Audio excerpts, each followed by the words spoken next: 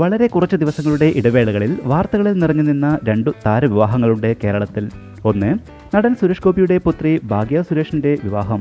മറ്റൊന്ന്, ഗോവിന്ദ് പത്മസൂര്യ ഗോപിക അനിൽകുമാറിന്റെ വിവാഹം.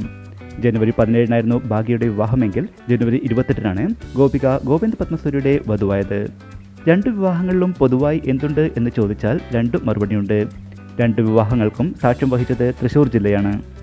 ഭാഗ്യയും ശ്രേയസ് മോഹനും ഗുരുവായൂർ അമ്പലത്തിൽ വിവാഹിതരായപ്പോൾ ഗോപികയും ഗോവിന്ദ് പത്മസൂര്യയും വടക്കുന്നാഥ ക്ഷേത്രത്തിൽ വെച്ചാണ് ജീവിതത്തിൽ ഒന്നായത്. രണ്ടാമത്തെ കാര്യം എന്താണെന്നല്ലേ, ഗോവിന്ദനും ശ്രേയസിനും അവരുടെ ഭാര്യമാർ ആഭരണക്കടയുടെ പരസ്യത്തിലെ മോഡലിനെ പോലെ തിളങ്ങണം എന്ന് യാതൊരു നിർബന്ധവും ഇല്ലായിരുന്നു. അവരുടെ വീട്ടുകാർക്കും അതെ. വളരെ മിതത്വം പാലിച്ചാണ് ഇരുവരും വിവാഹ മണ്ഡപത്തിൽ എത്തിയത്. ക്ഷേത്രത്തിന് മുന്നിൽ വെച്ചുള്ള താലികെട്ടാണ് ആദ്യം നടന്നത്. രണ്ട് വിവാഹങ്ങളിലും അക്കാര്യം മസ്റ്റായിരുന്നു. അതിനുശേഷം ക്ഷണിക്കപ്പെട്ട അതിഥികൾക്കായി ഓഡിറ്റോറിയത്തിന്റെ വാതിലുകൾ തുറന്നു. ആകെ ഒരു ചോക്കർ മാത്രമാണ് സുരേഷ് ഗോപിയുടെ മകൾ ഭാഗ്യ സുരേഷ് താലികെട്ടുന്ന വേള കഴുത്തിൽ അണിഞ്ഞ ആഭരണം. കയ്യിൽ ഓരോ വളവീതവും. അത്ര കണ്ട് ലാളിത്യമുണ്ടായിരുന്നു ആ വിവാഹത്തിന്. ജിപിയും ഗോപികയും ആഭരണങ്ങളുടെ കാര്യത്തിൽ വളരെ കുറച്ചു മാത്രം മതി എന്ന തീരുമാനത്തിലായിരുന്നു.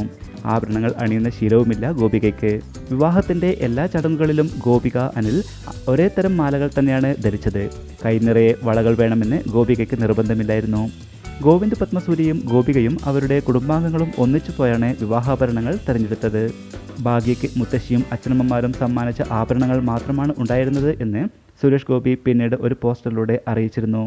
സ്വർണ്ണാഭരണങ്ങളിൽ മിതത്വം പാലിച്ച ഭാഗ്യയുടെ വിവാഹത്തിന് ഏറെ പ്രശംസ ലഭിച്ചിരുന്നു.